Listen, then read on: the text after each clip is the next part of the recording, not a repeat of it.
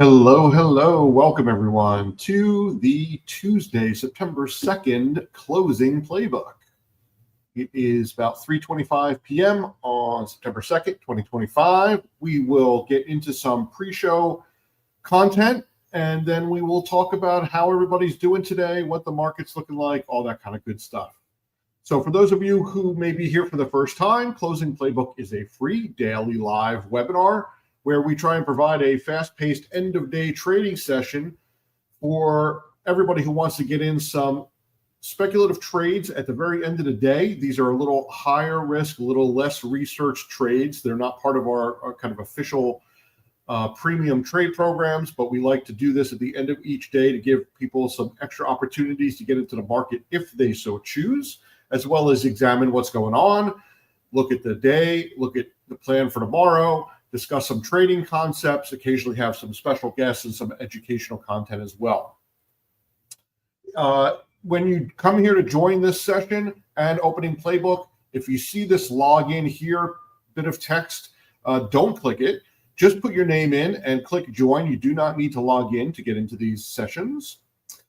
If you want to have a little more room on your screen for the presentation, you can click on the hamburger icon, the three lines in the top left of the screen, to shrink that left column. In the lower left corner of the video, there'll be a speaker icon. You can click that to mute or unmute. So if you can see us but not hear us, try making sure that that is not muted. In the bottom right of your presentation, you'll see two icons that control the size of the video. One is a double arrow icon. You can use that to maximize and make it full screen. It'll hide the chat and the announcements, but it'll allow you to see the detail a little bit better. And the other one, the little box inside a box, is for a picture in a picture. That is so that you can do something else in the background. It'll shrink the presentation down into a small little floating window, and you can go to your trading account or another web page in the background while you're still viewing and hearing the presentation. However, picture in a picture is device and browser dependent. So that means you won't be able to do it in all browsers on all devices. I recommend trying Chrome. That seems to have the best luck at being the browser that allows it the most often.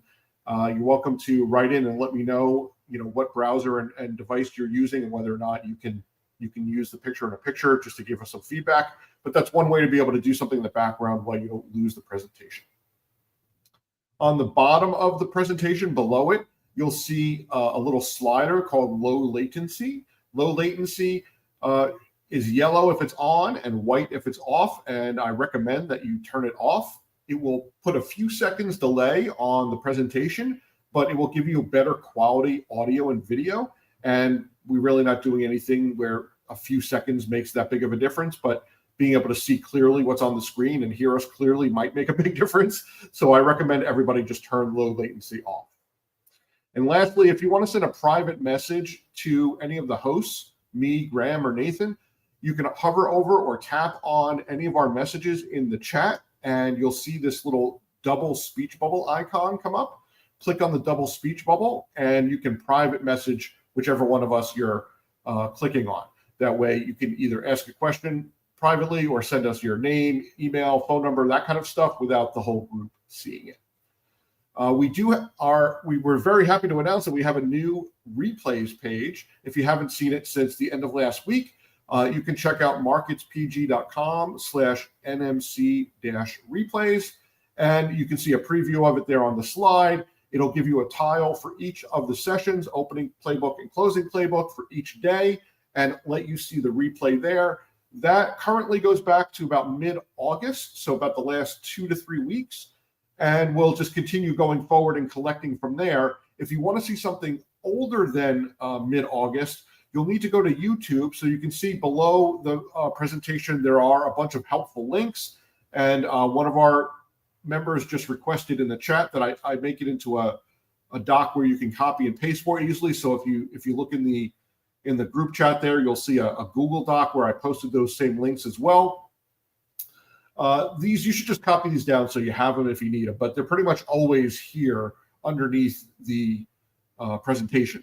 The first one is what the link you should be using to come to these sessions, opening playbook and closing playbook. The NMC-live link will always take you to the live room. And as we go forward, pardon me. So as we go forward, sorry, I just lost my screen here for a second. Okay. As we go forward, that link will continue to take you to more and more live events as we add more events from the New Money crew and we add Lance Polito to this platform as well. You'll be able to get to him through those links as well. And there are a bunch of other handy dandy links for you in the announcements as well. And last but not least, what's coming up? Well, Nathan's already here. As you can see, he's going to be talking to us about the current market conditions. We're going to look at a trade where we're buying the dip. And if you don't know what that means, then you definitely want to stick around. We'll talk about what's next in the markets and take another look at Nate's overnight options program, which is really good time to be taking a look at that as we see this dip in the market. The overnight options program is really primed to do some really good stuff for us. So with that, I will pass it over to Mr. Tucci. Well, hello, Dave. Thank you. And hello, everyone. Happy Tuesday once again. Happy to see all the faces, or at least the names there in the chat. Interesting day today. We talked about a little this morning. I was on quickly, had to jump to a meeting, but obviously, we had a big, ugly fallout. We started to get kind of an aggressive bounce back. Then it moved all the way back near the lows, and now we're trying to kind of get back into somewhere in the middle. And so I think right now, if kind of put on the spot, I would say we are likely going to get a little bit more of a correction here. But I think we'll probably get some bounce backs in between. That's typically what you'll get when you kind of get an outsized move like this, 1% or more. Even if you're going to get a follow through of a deeper correction, you'll often get some of those little bounce points in between.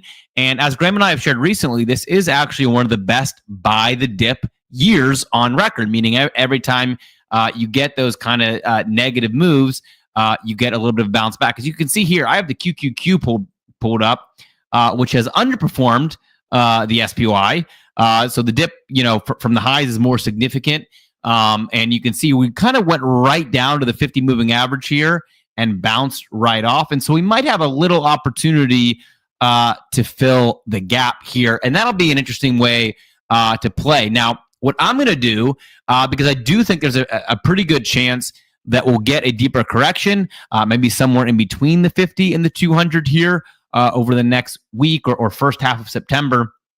Instead of just buying the Qs, I'll do a pair trade here. I'll buy the Qs, and then I'll also do a buy on GLD. So that's gold, meaning that, hey, if we do get more risk off selling, our GLD trade should hopefully go up. But if we get like a quick snapback and to fill the gap, then our QQQ trade should go up. So we'll do this as a little bit of a pair trade here. Now, before we get into that, I'll get into that maybe in 10 minutes or so. Let's take a quick look at what we actually have going on in the sectors, because it is a pretty interesting day here. If you just kind of go back to here was the 29th of August, right here in the blue. Obviously, that's where we left things off last week. And then we got a pretty ugly move here over the course of the weekend. And of course, I didn't switch my tabs because I always forget to do that in this platform. Here we go. We got this August 29th. This is where we left last week. We got this pretty ugly move, especially on tech over the course of the weekend. No surprise, tech leading the charge to the downside. But one thing that is interesting, folks, here's something worth noting. We're seeing a little bit of a rotation. Not a huge rotation, but a little bit of a rotation. And one of the telltale signs that we're seeing that is that tech led the move to the downside. As you can see here, it's down about 2% over the course of the lowest point over the weekend. But tech was not high and flying going in to the end of the week. If you remember, it was already starting to lag. And so we had a situation where the leading sector making all the gains wasn't the one that sold off on a liquidity yank. And that's typically what you see. If you go back here, what you would typically see, okay, so over the course, let's go back a little bit further. Okay, going up, what we see, energy, staples, a couple things here. I'll go back to a 5-minute chart just so you can see a little bit better. Here we go. Okay, from the 21st, we go up through about 7 days of trading. We see technology is just in the middle of the pack here. Energy was leading. We had staples. We had communications. And then as we get down here to the last couple of days, technology leading the charge to the downside. Now, the reason that subtle difference matters is because usually you'll see whatever sector was ripping take that biggest dive. We're actually not seeing that. We're actually seeing a little bit longer form rotation out of technology.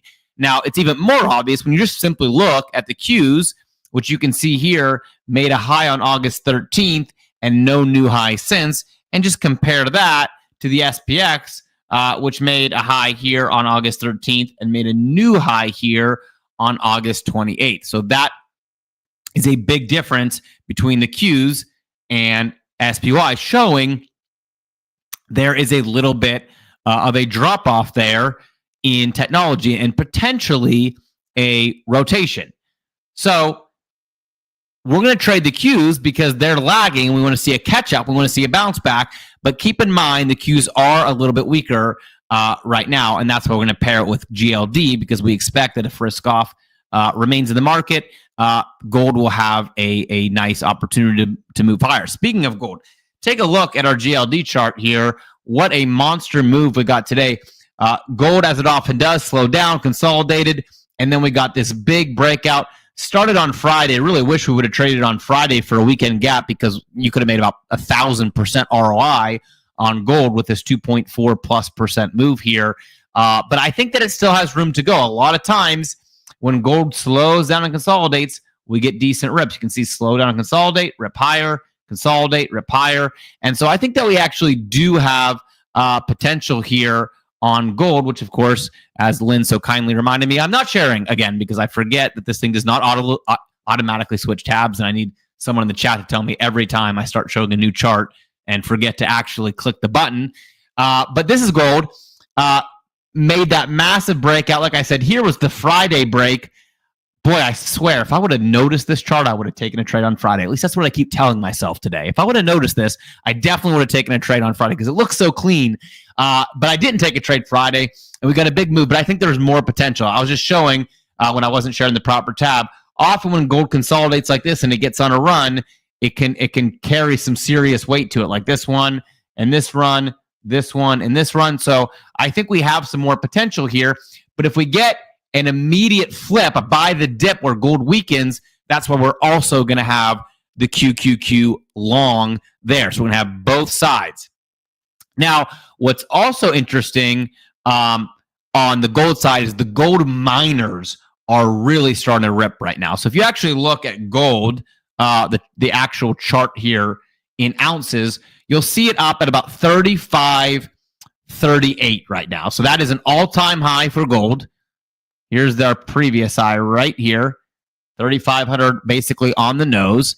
And so we are looking at 35.38 right now, which is all-time highs for gold on an ounce price. You can see, obviously, way above from our kind of previous cycle, which I don't know if you guys remember. We kind of called this cycle way back and have been riding it since. But gold now at all-time highs. Now, what's really interesting is what a lot of people will tell you is that the gold miners start to really perform on the margins. So gold miners can be profitable at $2,500 an ounce or $2,600 an ounce, but when gold really makes a move, that margin is basically pure profit on the gold miner side, which makes sense, right? Because they did their analysis and decided it was worth pulling gold out of the ground 4 years ago or whatever at $2,400 an ounce, and now gold is $3,500. So they kind of made their profit calculations based on one number, and now they have 30% of pure margin on the table. So the gold miners tend to really take an extra leap forward when gold is stable for a while. They set up some mines, and then gold goes on an upward cycle, and you can see that. So if you look at some gold tickers like MUX, take a look at this ticker, up 20% today. Take a look at Newmont, one of my favorite miners, NEM. That's what that chart looks like. I think we first talked about NEM somewhere at the beginning of the year. It was about $38. It's now $75. I wish I was still holding Newmont. Take a look at AEM. Similar. Really, really beautiful looking stock here, up at 147. B, that's on my list too. That's Barrick. Really, really nice looking one, Barrick miner.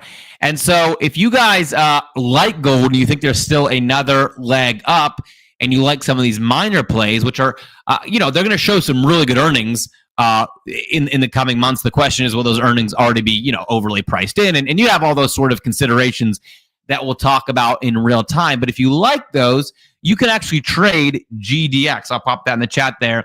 GDX. That's an ETF specifically for the gold miners. So if you just go to GDX, that's a VanEck ETF that is specifically designed to track and trade the gold miners. So GDX obviously looking really nice today. And over time, this has been a pretty phenomenal ETF. If you go back, 2022 obviously rough, but let's go all the way back, in the 2016 range, this was a $13 ETF, now trading at $64.50. So definitely one to keep an eye on. If you like gold like I do, GDX is worth some exposure, and I think a good one to keep an eye on. It'll likely pull back, and then what it will typically do on the miner side is that if gold goes flat, the gold miners will overcorrect, right? So gold can go flat, but the gold miners will be down 10%, for example. And then they're a great buying opportunity because if gold continues up, normally the gold miners won't only catch up, they'll start future pacing and they'll overperform. So gold miners are a pretty good buy the dip trade, 10%, 15% corrective moves in the gold miners, really worth taking an eye on. Larry said the gold to silver ratio favors silver catch up. Larry, I agree, but I'm starting not to believe it. It's like my IWM trade that I kept waiting to catch up because small caps always catch up and overperform, and then we hit 32 new all-time highs, and IWM never caught up. I'm starting to worry that we're in the same boat here on gold and silver. As a matter of fact, if I just take everything out of the way here for you guys, and I just go to gold on a per ounce price, and then silver on a per ounce price, what you can see here, if we go to 1 year, all right, here's gold, right, or here's silver, sorry, on the top side, it's up about 45% year to date, and gold's up, about 41%. But if you go to 5 year, this is where silver's supposed to be catching up, but it's been that way since basically 2023, and we've just very, seamlessly grinded up, and gold has just opened the gap a little bit more and a little bit more and a little bit more. Now, if you go back further, here we go. If you go back further, you'll see like this. There we go. 2014, last decade, way, way bigger gap. Gold 173, silver about 89. But this is what I think Larry's referring to. Usually, you'll see something like this. You'll see the big silver crossover like we got in 2010s and 2011s, where silver went up 330%. Gold was only up, I say only, but up a big 129%. And you'll typically see that crossover happen at some point. But we have not seen that lately. We've seen gold just kind of trend and maintain that gap. So it'll be interesting to see that. I agree, Larry. We should see that crossover at some point. But right now, gold has kind of held silver off in a very consistent trend for the last 2 years or so. I would agree. The local manufacturing, obviously, silver, a key part in many of the things that we want to manufacture here. But how much of that is going to be pre-priced in? So the hardest part of fundamental trading is not looking at the numbers. Curmudgeon mentioned this. Larry mentioned this. I think this is something that people often get wrong, by the way. They often think that, hey, if I can prove the case, it's a good trade, right? If I can prove that $30 billion in new manufacturers going to come to the U.S., and that's going to require X amount of thousands of ounces of silver, that means it's a good trade. The problem with that is that doesn't factor into how much the smart money has already priced in to that potential. And that number is basically impossible to know. So if silver right now, is what is, I don't even know what silver is, to be honest with you. I haven't traded silver since my HGQ trade from a while back. Let's see what. Maybe you should do a class one of these days on how to mix fundamental and technical analysis together, because I think like you're kind of onto something that a lot of people make mistakes about, where they think one overrides the other. You really need to look at one in the context of the other, and not just like ignore. Yeah, it's a good point, because something fundamental. Yeah, so silver did just cross 40, which I wasn't sure we were ever getting there for a while, but it did cross 40. It's at 41, and basically the real question you have to ask yourself is, okay, it could go up, 10%, 20%, 30% in demand from here. But if much of that is already priced in so that demand can be met, you don't necessarily have the same trade as you think you have. And by the way, there's no way to get that number. There's no way to get the factor of what is already priced in.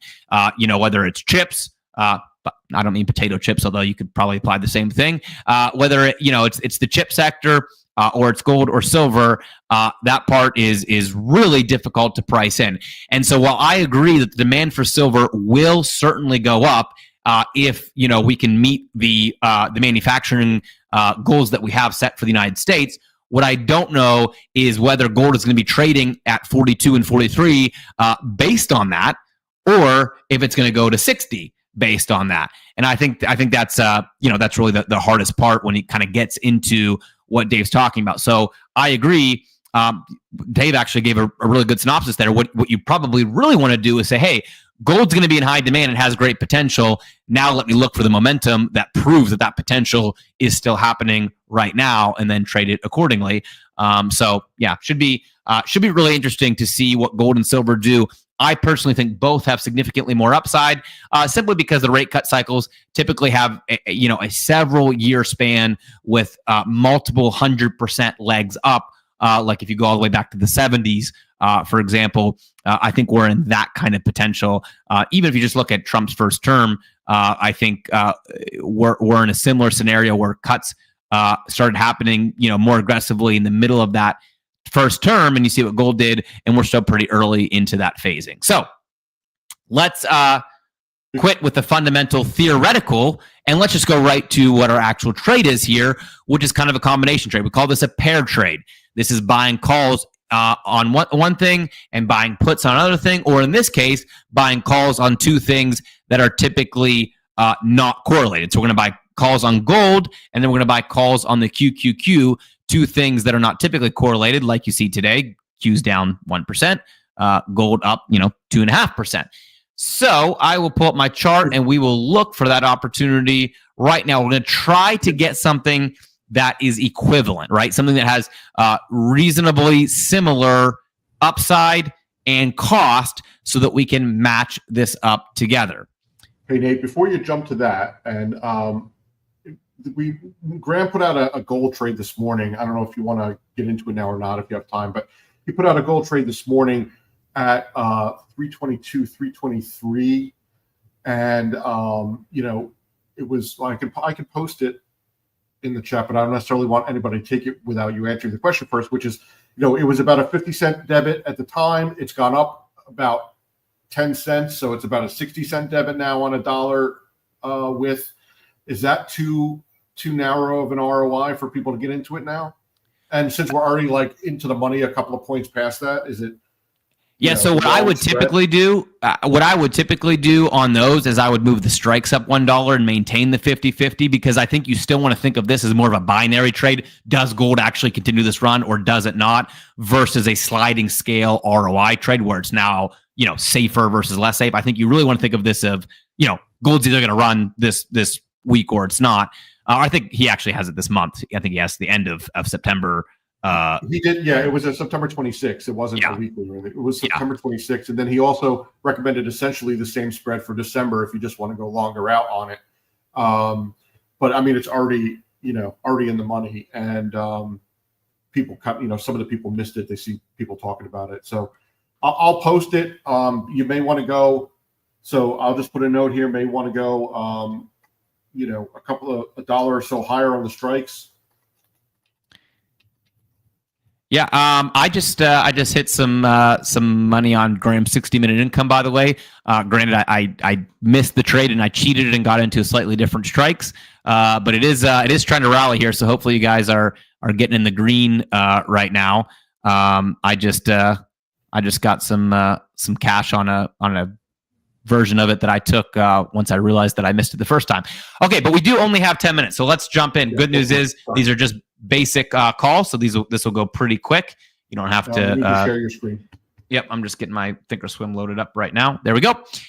Okay, so we're going to look at GLD, guys. That's going to be the call on gold. Remember, we're taking two calls here. Usually a pair trade would be a call and a put. Today it's two calls because we're trading two different instruments that are typically not correlated. We'll go with the 3-day expiration. This is a very, very near term pair trade, which is not typically, but what we're trying to do is see, do we get an immediate jump that fills the gap on the Qs, or do we kind of get an increase of fear and risk off, which should drive gold up. Now, the one strike out of the money calls are about 274. Let's compare that to the Qs, because we're probably going to go a few extra strikes on the Qs. Let's see. Let's go to the 567s on the Qs here. Oh, sorry, that's 2 days out. We want to go 3 days out. 567s there, about 385. Let me see. We'll probably be able to do 2 to the gold for every 1 to the Qs. Let's see, 568. Nope, let's go 568. All right. Let's do QQQ September 5. That's a 3 DTE, September 5. 568 calls. And those should be right around 330. Okay. Then we're going to look at GLD. I'm not going to place it yet because I want to look at GLD first, just make sure I can get into a similar priced thing. 327, 28. Yep, we're going to have to take the 328s, and we're going to have to do 2 for every 1 that we do on QQQ. So GLD, also September 5. But here we're going to take the 328s at about 175. And so you're going to have to get, about 2 gold for every 1 QQQ to have even risk. Now, of course, you could get more expansive and you could actually really match it up where you have, 6 to 11 or whatever, whatever the exact math would be. But I usually say as long as you're within about 10% of the cost, you're fairly close. And you just want to have close enough risk that you don't have one that's up 100%, one that's down 100%, and then somehow you're down 50%. Hopefully that makes sense. If you have not been on one of my deeper classes on profit pairs, might be something that's a little bit newer to you, but you want your risk to be equivalent enough that if one wins and one doesn't, that you're still in decent shape on the position. So this just dropped down to about $1.60, which is nice. I'm going to go and do 4 of these, see if I can get filled at $1.59. And I'll do 2 of these. I'll get down here for about a 334. They're both buying calls. Both are calls. Usually you'd buy a call and buy a put. Oh, wow, look at that. I got filled, and I got really nice even risk on both those. Great. So my risk, as you guys can see here, between the two is very close, which is what you want. You want similar risk because if one overperforms, one underperforms, you want to be balanced out.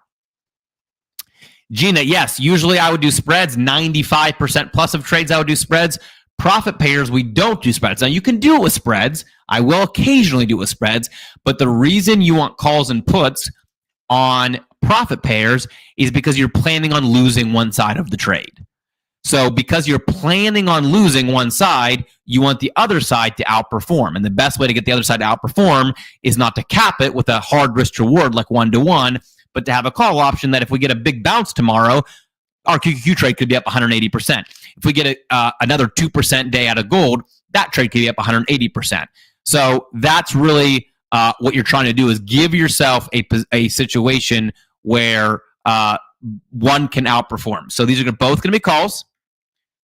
Usually a pair would be calls and puts, but remember, gold and QQQ go the opposite direction more often than not. So we are doing both calls. 328 calls. I'll put it in one ticket there. And this should actually be more like $1.60 now. 2 times the contracts. All right. So there it is. You got about 5 minutes still, so you don't have to rush. These are basic calls, so you should be able to put them in fairly quickly. But you're going to have about 2 times the contracts on those 328 calls as you do the QQQ, but both are calls. All right. Just buying a call on both sides.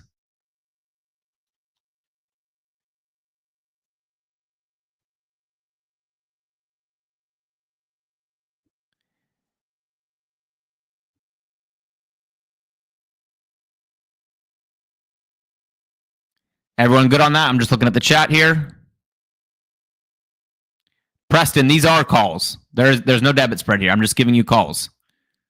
Or maybe you're referring to Graham's trade.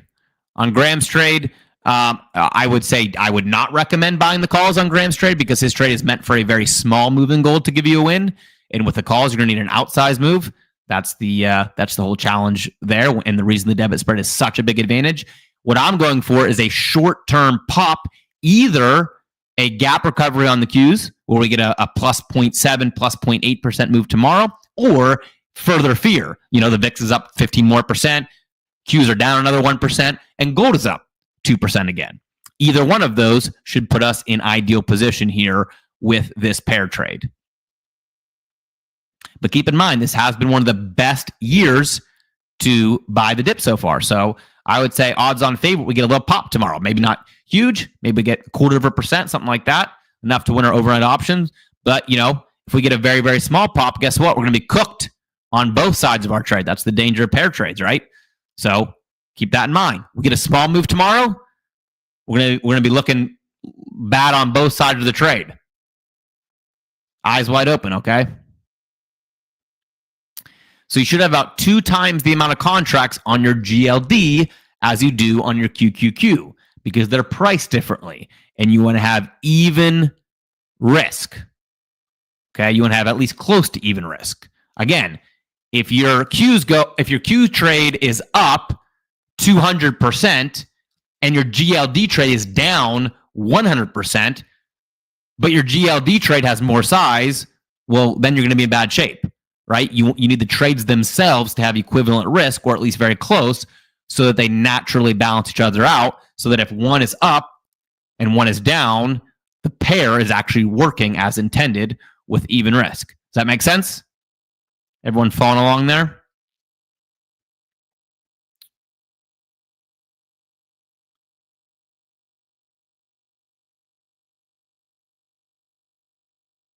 Yeah, so if you do 4 on GLD and 2 on QQQ, that's actually what I did. Just took a little size. Then you're going to be a lot more even. No profit on pair. No profit target on pairs. The reason is we don't want to cap it, right? What if we get a 2% move up tomorrow? Not likely, but your Q trade is going to be up 280%. You don't want to cap it with an 80% win. You want to let it override because gold's likely going to be losing. You want to let it override and turn a profit there. Yeah, 60-minute, great jump there at the end. I think we might actually hit our target on overnight options as well. Buck, great question. Profit pairs is both target discretionary and time discretionary. So we're looking at if we can get out tomorrow, great. If we get out because one's up 50% and one's break even, great. If we get out because one's up 150% and one's negative 80%, great. If we have to wait till the next day, great. Like we're trying to give ourselves both time and target discretion with profit pairs. That's really the key behind this strategy. It's why it's so versatile, especially when the markets get shaky. If you go, I talk often about the intelligence dashboard and how we adjust to scenarios. when you get to high levels of uncertainty and high levels of volatility, profit pairs is my top performing strategy. And that's why, because it's versatile both on the time front and on profitability. So a lot of times with profit pairs, we'll get out because one side's up 40% and one side's break even. We're happy to take it. Other times, one side's down 80%, but the other side is up 190%, right? And so both are equivalent in terms of net profit, but they function very differently in different market conditions. So that's one of the reasons I really like it. Yeah, 2 separate trades. Calls, then get them in, then calls on the other one. 2 separate tickets. Now, interestingly, so this is really important. What I'm looking for is a big move in either direction, right? That I'm hoping the Qs are up 1% tomorrow. Then this pair trade will be crushing it. But the more likely scenario is that the market will make a smaller move, right? That's just odds-on favorite. That's the more likely scenario. This is more of a protective trade, but the odds-are scenario is that we're going to get a smaller move, and that's where overnight options shines. So if you guys aren't trading overnight options, it's very different. It's more of a defensive trade, a protective trade. We've won, like 30 of our last 33 trades because that's just capturing a very, very small move. Or if the market moves up a lot, it still wins, but we're not requiring that.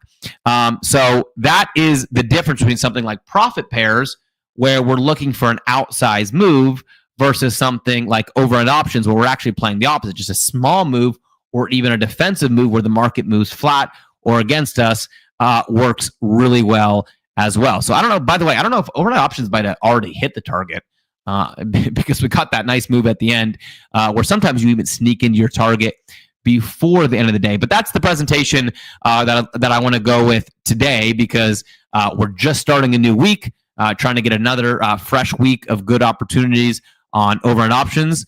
And so if you guys have not tuned into this presentation before, Dave will play it right here in the room. This is my daily strategy, guys. This is the strategy that I put in every day, Monday through Thursday, right around 3:30 p.m. And I just look for that float overnight, because one of the most powerful charts on the planet, if you guys haven't seen this chart before, stay tuned. Just watch the presentation for that, because it shows you where the actual net movement happens. And it's not during the day, okay? It's not from 9:30 to 4 p.m. like most people think. It's actually overnight. So this is really the entire strategy built from the ground up to take advantage of that phenomenon. And the cool thing is we do it every day, Monday through Thursday. So we don't do Fridays over the weekend, but we do Monday, Tuesday, Wednesday, Thursday, just looking for that small move overnight. So if you guys haven't seen this, Dave will play it right here. I would love for you guys to take advantage of overnight options. Probably my favorite strategy, my most flagship strategy, just because you get the chance to do it over and over and over again every day. Although saying my favorite strategy is kind of like saying my favorite kid. It's hard, it's unfair, but this one's just very fun because it's so systematic. It's every day, and it takes advantage of what I think is probably the most powerful force in the market, which is just simply when the market actually moves, that most people have no idea about. So, Dave, you want to cue that up? Stay tuned, guys. You can watch it right from here, and hopefully I'll see you in overnight options by this time tomorrow. Absolutely. Thanks, Nate. And folks, I'll answer some of your pending questions during the presentation that are in the chat. You guys know this. This is really important. Turn up your volume a little bit. Performance shown. They're not typical. We don't make any future earnings claims, and you may lose money. Winners and losers are a part of the game. Now, the majority of trades today are from back-tested data, unless otherwise stated, in order to demonstrate the potential of the system. Now, on the back test, the average return is 5.3% overnight. So in 24 hours, you get to do that multiple times per week with an 89.